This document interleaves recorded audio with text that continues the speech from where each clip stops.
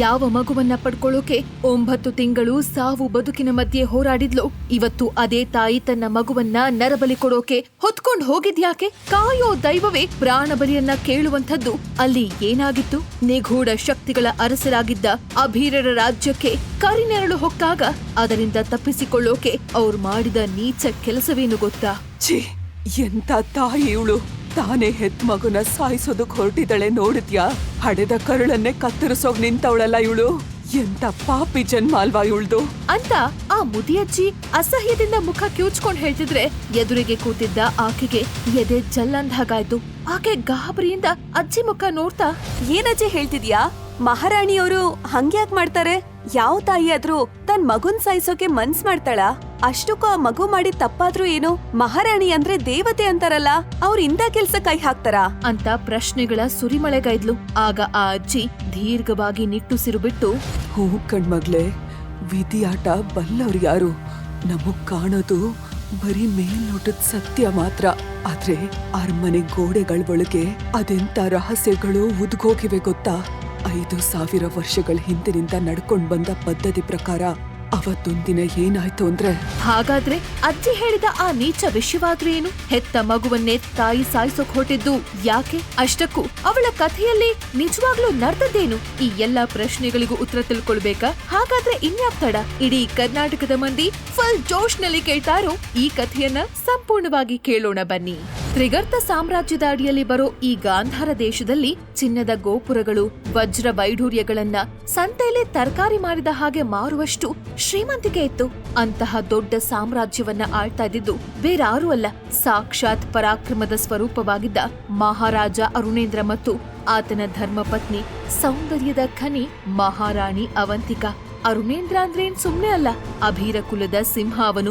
ಅವನ ಭುಜಬಲಕ್ಕೆ ಎದುರಾಗಿ ನಿಲ್ಲೋ ಗಂಡಸೆ ಇಡೀ ಬ್ರಹ್ಮಾಂಡದಲ್ಲಿ ಇರ್ಲಿಲ್ಲ.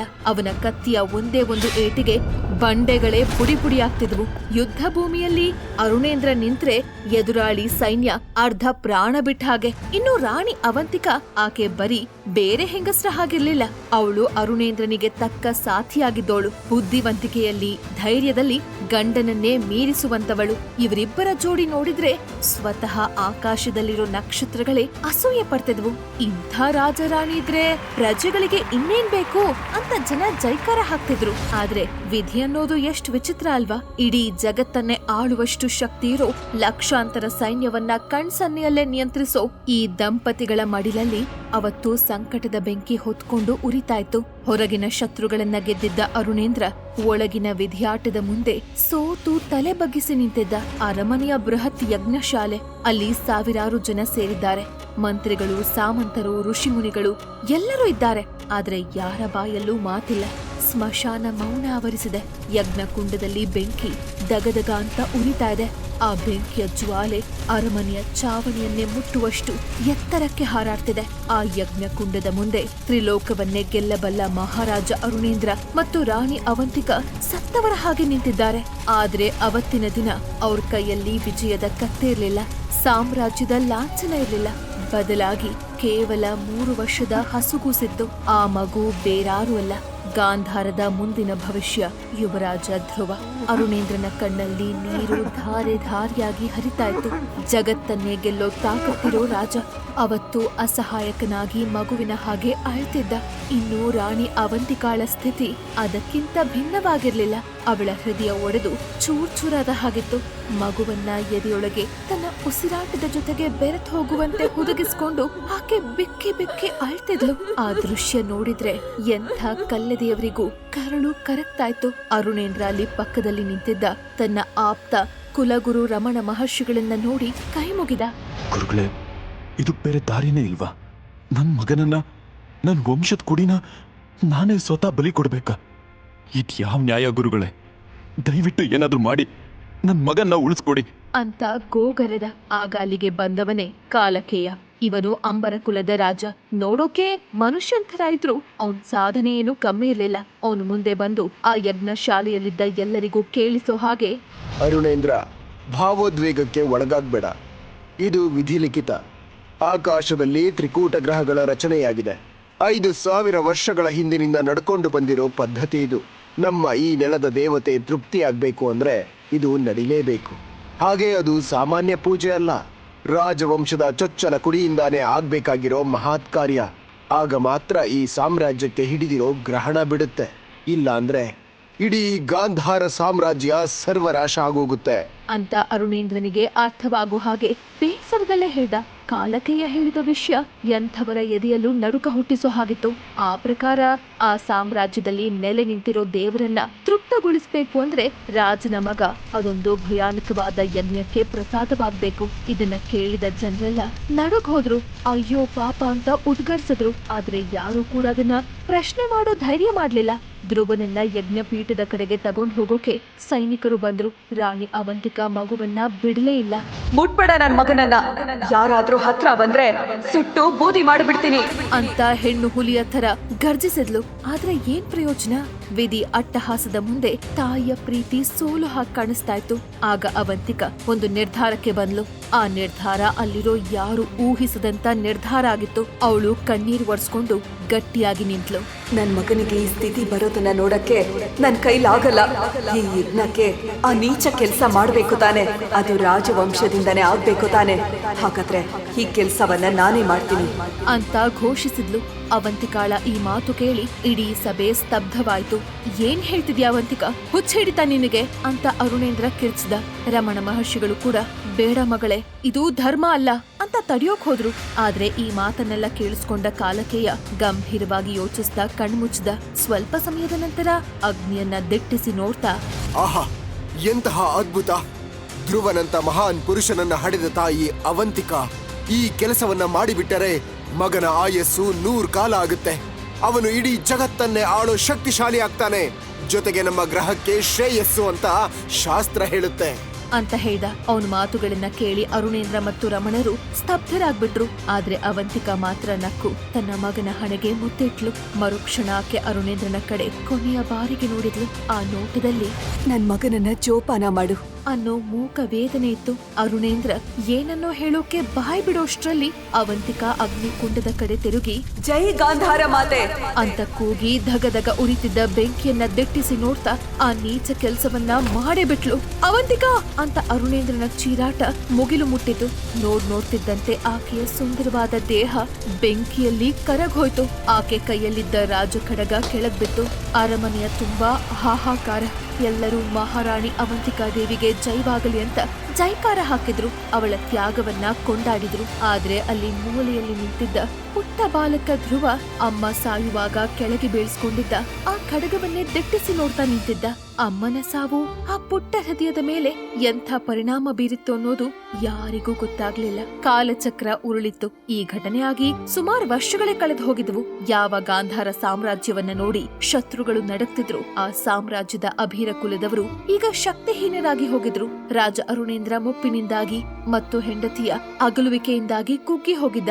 ಇನ್ನು ಅವತ್ತು ಅಮ್ಮನ ಸಾವನ್ನ ಕಣ್ಣಾರೆ ಕಂಡಿದ್ದ ಧ್ರುವ ಈಗ ಬೆಳೆದು ದೊಡ್ಡವನಾಗಿದ್ದ. ಆದ್ರೆ ವಿಪರ್ಯಾಸ ನೋಡಿ, ವೀರರ ವಂಶದಲ್ಲಿ ಹುಟ್ಟಿದ ಧ್ರುವನನ್ನ ಊರಿನ ಜನರೆಲ್ಲ ಹೇಡಿ ಕೈಲಾಗ್ದವನು ಅಂತ ಕರೀತಾ ಇದ್ರು. ಯಾಕಂದ್ರೆ ಅವನಲ್ಲಿ ರಾಜರಿಗೆ ಇರಬೇಕಾದ ಯಾವ ಲಕ್ಷಣವೂ ಕಾಣಿಸ್ತಿರ್ಲಿಲ್ಲ. ಕತ್ತಿ ಹಿಡಿಯೋಕ್ ಹೋದ್ರೆ ಕೈ ನಡಕ್ತಾ ಇತ್ತು. ಯುದ್ಧದ ಮಾತು ಬಂದ್ರೆ ಬೆವರಿಳಿತಾ ಇತ್ತು. ತಂದೆ ಅರುಣೇಂದ್ರನಿಗೆ ಮಗನ ಈ ಸ್ಥಿತಿ ನೋಡಿ ಕೊರಗು. ನನ್ನ ನಂತರ ಈ ಸಾಮ್ರಾಜ್ಯವನ್ನ ಆಳೋರ್ ಯಾರು ಅನ್ನೋ ಚಿಂತೆ ಅವನನ್ನ ತಿಂತಿತ್ತು. ಇದೇ ಸಮಯಕ್ಕೆ ಸರಿಯಾಗಿ ಅವತ್ತು ಅವಂತಿಕಾಳ ಸಾವಿನ ಸಂದರ್ಭದಲ್ಲಿ ಇದ್ದ ಅದೇ ಕಾಲಕೇಯ ಮತ್ತೆ ಗಾಂಧಾರಕ್ಕೆ ಬಂದ. ಆದ್ರೆ ಈ ಸಲ ಯುದ್ಧ ಮಾಡೋಕಲ್ಲ, ಸಂಬಂಧ ಬೆಳೆಸೋಕೆ. ಹೌದು, ತನ್ನ ಮಗಳು ಅಂಬಾಲಿಕೆಯನ್ನ ಧ್ರುವನಿಗೆ ಕೊಟ್ಟು ಮದ್ವೆ ಮಾಡ್ತೀನಿ ಅಂತ ಪ್ರಸ್ತಾಪ ತಂದಿದ್ದ. ಇದು ಎಲ್ಲರಿಗೂ ಆಶ್ಚರ್ಯ ತಂದ ವಿಷಯ. ಯಾಕಂದ್ರೆ ಕಾಲಕೇಯನ ಅಂಬರ ಕುಲ ಈಗ ಉತ್ತುಂಗದಲ್ಲಿದೆ. ಅರುಣೇಂದ್ರನ ಗಾಂಧಾರ ಕುಲ ಶಕ್ತಿಹೀನವಾಗಿದೆ. ಆದ್ರೂ ಕಾಲಕೇಯ ಯಾಕೆ ಈ ಸಂಬಂಧ ತಂದ? ಇದು ಹಳೆಯ ಸ್ನೇಹಕ್ಕ ಅಥವಾ ಬೇರೇನಾದ್ರೂ ಲೆಕ್ಕಾಚಾರ ಇದೆಯಾ? ಯಾರಿಗೂ ಅರ್ಥವಾಗ್ಲಿಲ್ಲ. ಇನ್ನು ಅಂಬಾಲಿಕೆ ಹೆಸರಿಗೆ ತಕ್ಕ ಹಾಗೆ ಆಕೆ ಸೌಂದರ್ಯವತಿ, ಆದ್ರೆ ಅಷ್ಟೇ ಗರ್ವಿಷ್ಠೆ. ಅವಳು ಅಪ್ಪಟ ಯುದ್ಧಗಾರ್ತಿ. ಅವಳನ್ನ ಮಹಾರಥಿ ಅಂತ ಕರೀತಿದ್ರು. ಗಂಡಸರನ್ನೇ ಮೀರಿಸುವ ಪರಾಕ್ರಮ ಅವಳಲ್ಲಿತ್ತು. ಅಂಥವಳು ಈ ಹೇಡಿ ಧ್ರುವನನ್ನ ಮದುವೆ ಆಗೋ ಒಪ್ಕೊಂಡಿದ್ದೆ ಒಂದು ದೊಡ್ಡ ಪ್ರಶ್ನೆಯಾಗಿತ್ತು. ನಿಶ್ಚಿತಾರ್ಥದ ದಿನ ಬಂತು. ಅರಮನೆ ಸಿಂಗಾರಗೊಂಡಿತ್ತು. ಧ್ರುವ ತಲೆ ತಗ್ಗಿಸಿಕೊಂಡು ಮಂಟಪದಲ್ಲಿ ನಿಂತಿದ್ದ. ಎಲ್ಲರೂ ಸಂಭ್ರಮದಲ್ಲಿದ್ರು. ಅರುಣೇಂದ್ರನ ಮುಖದಲ್ಲಿ ಬಹಳ ದಿನಗಳ ನಂತರ ಒಂದು ಸಣ್ಣ ನಗು ಕಾಣಿಸ್ತಿತ್ತು. ಕಾಲಕೇಯ ಕೂಡ ಬಹಳ ಗಂಭೀರವಾಗಿ ಶಾಸ್ತ್ರೋಕ್ತವಾಗಿ ನಿಶ್ಚಿತಾರ್ಥವನ್ನ ನೆರವೇರಿಸಿದ. ಮಂತ್ರ ಘೋಷಗಳು ಮುಗಿದವು. ಧ್ರುವ ಮತ್ತು ಅಂಬಾಲಿಕೆ ಉಂಗುರ ಬದಲಾಯಿಸ್ಕೊಂಡ್ರು. ಮೇಲ್ನೋಟಕ್ಕೆ ಎಲ್ಲವೂ ಸರಿಯಾಗಿ ನಡೆದ ಹಾಗೆ ಕಾಣಿಸ್ತು. ಅಂಬಾಲಿಕೆ ಕೂಡ ಸಭೆಯಲ್ಲಿ ಏನೂ ಮಾತನಾಡ್ಲಿಲ್ಲ. ಸಮಾರಂಭ ಮುಗಿದು ಎಲ್ಲರೂ ಊಟಕ್ಕೆ ತೆರಳಿದಾಗ ಧ್ರುವ ಒಬ್ಬನೇ ಅರಮನೆಯ ಉದ್ಯಾನವನದಲ್ಲಿ ನಿಂತಿದ್ದ. ಅವನಿಗೆ ಯಾಕೋ ಮನಸ್ಸು ಭಾರವಾಗಿತ್ತು. ಆಗ ಅಲ್ಲಿಗೆ ಬಂದ್ಲು ಅಂಬಾಲಿಕೆ. ಅವಳ ನಡಿಗೆಯಲ್ಲಿ ಒಂದು ದರ್ಪ ಆಯ್ತು. ಅವಳು ಧ್ರುವನ ಹತ್ರ ಬಂದು ನಿಂತಾಗ ಅವಳು ಕಣ್ಣಲ್ಲಿ ಬೆಂಕಿ ಉರಿತಾ ಇತ್ತು. ಇಷ್ಟೊತ್ತು ಸಭೆಯಲ್ಲಿ ಮುಚ್ಚಿಟ್ಟಿದ್ದ ಅಸಹನೆ, ಕೋಪ ಈಗ ಜ್ವಾಲಾಮುಖಿಯಾಗಿ ಸ್ಫೋಟವಾಯ್ತು. ಏನ್ ಧ್ರುವ, ತುಂಬಾ ಖುಷಿಯಾಗಿದ್ಯಾ? ನನ್ನಂತ ಮಹಾರಥಿ ನಿನ್ ಹೆಂಡತಿ ಆಗ್ತಾಳೆ ಅಂತ ಬೀಗ್ತಿದ್ಯಾ ಅಂತ ವ್ಯಂಗ್ಯವಾಗಿ ಕೇಳಿದ್ಲು. ಧ್ರುವ ಅವಳನ್ನ ನೋಡ್ದ. ಅವಳ ಕಣ್ಣಲ್ಲಿ ಕಾಣ್ತಿದ್ದ ತಿರಸ್ಕಾರ ಅವನಿಗೆ ಚುಚ್ಚಿದ ಹಾಗಾಯ್ತು. ಅವನು ಏನು ಮಾತಾಡದೆ ತಲೆ ತಗ್ಗಿಸ್ದ. ಅದನ್ನ ನೋಡಿ ಅಂಬಾಲಿಕೆಗೆ ಇನ್ನೂ ಕೋಪ ಬಂತು. ಛೀ, ನಿನ್ನ ಈ ಹೇಡಿತನ ನೋಡಿದ್ರೆ ನನಗೆ ವಾಕರ್ಕೆ ಬರುತ್ತೆ. ನಾನು ಅಂಬರ ಕುಲದ ಮಹಾರಥಿ.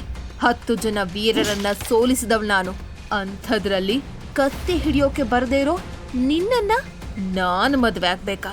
ನನ್ನಪ್ಪನ ಮಾತಿಗೆ ಬೆಲೆ ಕೊಟ್ಟು ಸಭೆಯಲ್ಲಿ ಸುಮ್ಮನಿದ್ದೆ. ಆದ್ರೆ ನೆನಪಿರ್ಲಿ, ನೀನು ನನ್ನ ಗಂಡ ಆಗೋ ಯೋಗ್ಯತೆ ಇರೋನಲ್ಲ ಅಂತ ಕಟುವಾಗಿ ನುಡಿದ್ಲು. ಧ್ರುವನಿಗೆ ಅವಳ ಮಾತುಗಳು ಕಾದ ಕಬ್ಬಿಣದ ಸಲಾಕೆಗಳಂತೆ ನಾಟಿದವು. ಅವಳು ಅಲ್ಲಿಗೆ ನಿಲ್ಲಿಸ್ಲಿಲ್ಲ. ಅವನ ಎದೆಗೆ ಕೈಯಿಟ್ಟು ಜೋರಾಗಿ ತಳ್ಳಿದ್ಲು. ನಿನಗೆ ತಾಕತ್ತಿದ್ರೆ, ಮೈಯಲ್ಲಿ ಪೌರುಷ ಇದ್ರೆ ನಾಳೆ ನಡೆಯೋ ಪಂದ್ಯದಲ್ಲಿ ನನ್ನ ಸೋಲ್ಸು. ಆಗ ನಾನು ನಿನ್ನ ಗಂಡ ಅಂತ ಒಪ್ಕೋತೀನಿ. ಇಲ್ಲ ಅಂದ್ರೆ ಈ ನಿಶ್ಚಿತಾರ್ಥ ಇಲ್ಲಿಗೆ ಮುಗೀತು. ನೀನ್ ಸಾಯೋವರೆಗೂ ಹೀಗೆ ಹೇಡಿತರಾನೇ ಬದುಕಿರ್ಬೇಕಾಗತ್ತೆ ಅಂತ ಸವಾಲ್ ಹಾಕಿ ಅವನನ್ನ ಅಲ್ಲೇ ಬಿಟ್ಟು ಹೊರಟೋದ್ಲು. ಧ್ರುವನಿಗೆ ಅವಮಾನದ ಭಾರ ತಡೆಯೋಕಾಗ್ಲಿಲ್ಲ. ತನ್ನ ಭಾವಿ ಪತ್ನಿಯೇ ತನ್ನನ್ನ ಈ ರೀತಿ ತಿರಸ್ಕರಿಸಿದ ಮೇಲೆ ಬದುಕಿದ್ ಏನ್ ಪ್ರಯೋಜನ? ಅವನಿಗೆ ಉಸಿರುಗಟ್ಟಿದ ಹಾಗಾಯ್ತು. ಅವನು ಅರಮನೆಯಿಂದ ಹೊರಗೆ ಓಡ್ ಹೋದ. ಅವನು ನೇರವಾಗಿ ಹೋಗಿದ್ದು ಊರ ಹೊರಗಿದ್ದ ಸ್ಮಶಾನಕ್ಕೆ. ಅಲ್ಲಿ ಅವನ ತಾಯಿ ಅವಂತಿಕಾಳ ಸಮಾಧಿ ಇತ್ತು. ಮಳೆ ಸುರಿಯೋಕೆ ಶುರುವಾಗಿತ್ತು. ಧ್ರುವ ಅಮ್ಮನ ಸಮಾಧಿಯ ಮೇಲೆ ಬಿದ್ದು ಅತ್ತ. ಅಮ್ಮ, ಯಾಕಮ್ಮ ನನ್ನನ್ನು ಬಿಟ್ಟು ಹೋದೆ? ನೀನಿದ್ದಿದ್ರೆ ನನಗೆ ಈ ಸ್ಥಿತಿ ಬರ್ತಿತ್ತ? ಎಲ್ಲರೂ ನನ್ನನ್ನು ಹೇಳಿ ಅಂತಾರೆ ಅಮ್ಮ. ನನಗೆ ಬದುಕೋಕೆ ಇಷ್ಟ ಇಲ್ಲ. ನಾನು ನಿನ್ನ ಹತ್ರನೇ ಬಂದ್ಬಿಡ್ತೀನಿ. ಹೀಗೆ ಅಳ್ತಾ ದುಃಖ ಮತ್ತು ಕೋಪದಲ್ಲಿ ಧ್ರುವ ತನ್ನ ತಲೆಯನ್ನ ಗೋರಿಯ ಕಲ್ಲಿಗೆ ಜೋರಾಗಿ ಚಚ್ಕೊಂಡ. ರಕ್ತ ಚಿಮ್ತು. ಆ ರಕ್ತದ ಹನಿಗಳು ಸಮಾಧಿಯ ಕಲ್ಲಿನ ಮೇಲೆ ಬಿದ್ದ ತಕ್ಷಣ ಭೂಮಿ ನಡುಗೋಕ್ ಶುರುವಾಯ್ತು. ಗಾಳಿ ಜೋರಾಗಿ ಬೀಸ್ತು. ಸಮಾಧಿಯ ಒಳಗಿನಿಂದ ಒಂದು ಗಂಭೀರವಾದ ಧ್ವನಿ ಕೇಳಿಸ್ತು. ಏನ್ ಧ್ರುವ? ಧ್ರುವ ಬೆಚ್ಚಿ ಬಿದ್ದ. ಸುತ್ತಲೂ ನೋಡ್ದ. ಯಾರು ಇಲ್ಲ. ಯಾರು ಅಂತ ಕೇಳ್ದ. ಮತ್ತೆ ಅದೇ ಧ್ವನಿ. ನೀನ್ ಸಾಯೋ ಹುಟ್ಟಿರೋನಲ್ಲ ಕಂದ. ನನ್ ಸಾವಿರ ಪ್ರತಿಕಾರ ನೀನೆ ತಗೋಬೇಕು. ಹೇಳು ಧ್ರುವ, ಹೇಳು ಅಂತ ಕೇಳಿಸ್ತು. ಅದು ಅಮ್ಮನ ಧ್ವನಿ. ಧ್ರುವನಿಗೆ ನಂಬೋಕೆ ಆಗ್ಲಿಲ್ಲ. ಅಮ್ಮ, ಅಮ್ಮ, ನೀನ ಎಲ್ಲಿದ್ಯಾ ಅಮ್ಮ? ಮಾತಾಡು ಅಂತ ಹುಚ್ಚನ ಹಾಗೆ ಕಿರ್ಚ್ದ. ಆದ್ರೆ ಆ ಧ್ವನಿ ಮತ್ತೆ ಬರ್ಲಿಲ್ಲ. ಕೇವಲ ಮೌನ. ಧ್ರುವನಿಗೆ ಹುಚ್ಚು ಹಿಡ್ದ ಹಾಗಾಯ್ತು. ಯಾಕಮ್ಮ ಸುಮ್ಮನಾದೆ? ಯಾಕೆ ನನ್ನ ಜೊತೆ ಮಾತಾಡ್ತಿಲ್ಲ? ನನ್ನ ನೋಡಮ್ಮ ಅಂತ ಗೋಳಾಡ್ದ. ಅವನ ಆಕ್ರಂದನ ಮುಗಿಲು ಮುಟ್ಟಿತು. ಕೋಪ ತಾರಕಕ್ಕೇರ್ತು. ಅಲ್ಲೇ ಬಿದ್ದಿದ್ದ ತನ್ನ ಹಳೆಯ ತುಕ್ಕು ಹಿಡಿದ ಕಡಗವನ್ನ ಕೈಗೆ ತಗೊಂಡ. ನೀನ್ ಮಾತಾಡಲ್ಲ ಅಲ್ವಾ? ಹಾಗಿದ್ರೆ ನಾನು ಬದುಕಿರಲ್ಲ ಅಂತ ಕಿರ್ಚ್ತಾ ಆ ಕಡಗವನ್ನ ಪಕ್ಕದಲ್ಲಿದ್ದ ಬಂಡೆಗೆ ಬಲವಾಗಿ ಹೊಡೆದ. ಡಮಾರನ್ನೋ ಶಬ್ದದೊಂದಿಗೆ ಆ ಕಡಗ ಚೂರ್ ಚೂರಾಗಿ ಹೊಡೆದೋಯ್ತು. ಆದ್ರೆ ಆ ಒಡೆದ ಕಡಗದ ಒಳಗಿನಿಂದ ಒಂದು ಪ್ರಕಾಶಮಾನವಾದ ಬೆಳಕು ಹೊರಗ್ ಬಂತು. ಆ ಬೆಳಕು ನಿಧಾನವಾಗಿ ಒಂದು ಆಕೃತಿಯನ್ನ ಪಡ್ಕೊಳ್ತು. ಅದು ಒಂದು ಆತ್ಮ. ಉರಿಯೋ ಬೆಂಕಿಯಂತೆ ಕೆಂಪಾಗಿರೋ ಕಣ್ಗಳು, ಗಾಳಿಯಲ್ಲಿ ತೇಲ್ತಿರೋ ಕೂದಲು. ಆ ಆತ್ಮ ನೋಡೋಕೆ ಭಯಂಕರವಾಗಿತ್ತು. ಧ್ರುವ ಭಯದಿಂದ ಹಿಂದೆ ಸರ್ದ. ಯಾರ್ ನೀನು ಅಂತ ನಡುಕ್ತಾ ಕೇಳ್ದ. ಆ ಆತ್ಮ ವಿಕಾರವಾಗಿ ನಕ್ತು. ನಾನು ಯಾರು ಅನ್ನೋದು ಮುಖ್ಯ ಅಲ್ಲ ಧ್ರುವ, ಆದ್ರೆ ನಾನು ಹೇಳೋ ಸತ್ಯ ನಿನಗೆ ಮುಖ್ಯ. ನಿನ್ನ ತಾಯಿ ಅವಂತಿಕಾ ಸತ್ತಿದ್ದು ವಿಧಿಯಾಟದಿಂದ ಅಲ್ಲ. ಅವಳು ಸತ್ತಿದ್ದರ ಹಿಂದೆ ಇರೋ ರಹಸ್ಯವೇನು ಅಂದ್ರೆ ಅಂತ ಅದೊಂದು ಭಯಾನಕವಾದ ರಹಸ್ಯವನ್ನ ಹೇಳ್ಬಿಟ್ಟ. ಅದನ್ನ ಕೇಳಿದ ಧ್ರುವನಿಗೆ ತನ್ನ ಕಿವಿಗಳನ್ನೇ ನಂಬೋಕಾಗ್ದೆ ಅವನ್ ಕಾಲ್ ಕೆಳಗಿನ ಭೂಮಿಯೇ ಕುಸಿತಾ ಇದ್ಯೇನೋ ಅನ್ನಿಸ್ಬಿಡ್ತು. ಹಾಗಾದ್ರೆ ಆ ಆತ್ಮ ಹೇಳಿದ ಅವನ್ ತಾಯಿ ಅವಂತಿಕಾರ ಸಾವಿನ ಹಿಂದೆ ಅಡಗಿರೋ ಆ ಭಯಾನಕ ರಹಸ್ಯವಾದ್ರೂ ಏನು? ಧ್ರುವ ಒಬ್ಬ ಶಕ್ತಿಹೀನ ಹೇಳಿ ಅಂತ ಗೊತ್ತಿದ್ರು ಕೂಡ ಆ ಕಾಲಕೇಯ ಯಾಕೆ ತನ್ನ ಮಗಳನ್ನ ಧ್ರುವನಿಗೆ ಕೊಟ್ಟು ಮದ್ವೆ ಮಾಡೋಕ್ ಬಂದ? ಅವತ್ತು ಯಜ್ಞದಲ್ಲಿ ಕಾಲಕೇಯ ಹೇಳಿದ ಆ ಪದ್ಧತಿಯ ಹಿಂದಿನ ಕಥೆ ನಿಜಾನ ಅಥವಾ ನಾಟಕನ? ಇಷ್ಟು ದಿನ ಮಾತಾಡದ ಧ್ರುವನ ತಾಯಿ ಸಮಾಧಿಯ ಒಳಗಿನಿಂದ ಇವತ್ತು ಪ್ರತೀಕಾರದ ಮಾತುಗಳನ್ನ ಯಾಕಾಡ್ತಿದ್ದಾಳೆ? ಅಂಬಾಲಿಕೆಯ ಸವಾಲಿನಲ್ಲಿ ಧ್ರುವ ಗೆಲ್ತಾನ? ಪಾಕೆಟ್ ಎಫ್ಎಂ ನಲ್ಲಿರೋ ಎಲ್ಲಾ ಶೋಗಳನ್ನ ಈಸಿಯಾಗಿ ಕೇಳಬಹುದು. ಈಗಲೇ ಡೌನ್ಲೋಡ್ ಮಾಡಿ ಪಾಕೆಟ್ ಎಫ್ಎಂ ಮತ್ತು ಕೇಳಿ ಯೋಧ. ಲಿಂಕ್ ಡಿಸ್ಕ್ರಿಪ್ಷನ್ ನಲ್ಲಿ ಇದೆ.